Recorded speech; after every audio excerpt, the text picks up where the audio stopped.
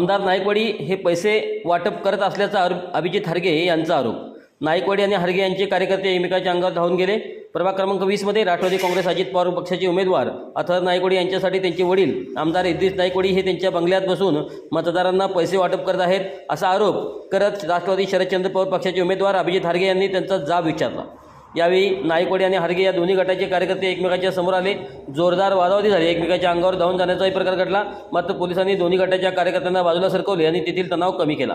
दरम्यान आमदार इद्रिस नायकवडी हे आपल्या आमदारकीचा गैरवापर करताना पोलीस निवडणूक यंत्रणेचा वापर करत असल्याचा, पैसे वाटप करत असल्याचा आरोप राष्ट्रवादी शरदचंद्र पवार पक्षाचे उमेदवार अभिजित हरगे यांनी केला आहे। आकाश कांबळे यांनी निवडणूक अधिकाऱ्यांना याबाबत तक्रार देऊन सुद्धा 1.5 तास पोलीस आले नाहीत, म्हणून आम्ही याकडे परिस्थिती बघण्यासाठी गेलो होतो। उलट त्यांच्या कार्यकर्त्यांनी एका स्वयंघोषित युवा नेत्याने आम्हाला दमदाटी केली असा आरोपही अभिजित हरगे यांनी केला। तर आमच्यावर केलेले आरोप हे चुकीचे आहेत। प्रत्येक घरापर्यंत आमचा मतदाराचा थेट संपर्क असल्यामुळे आम्हाला कधीही पैसे वाटण्याची वेळ आली नाही। निवडणुकीमध्ये मतदार यादीमध्ये बराच घोळ झाला आहे।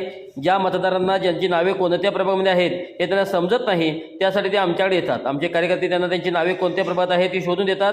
मात्र विरोधी उमेदवार यांनी आमच्या घरासमोर येऊन दमदाटी करण्याचा प्रकार केला असा खुलासा आमदार इद्रिस नायकवडी यांनी केला आहे।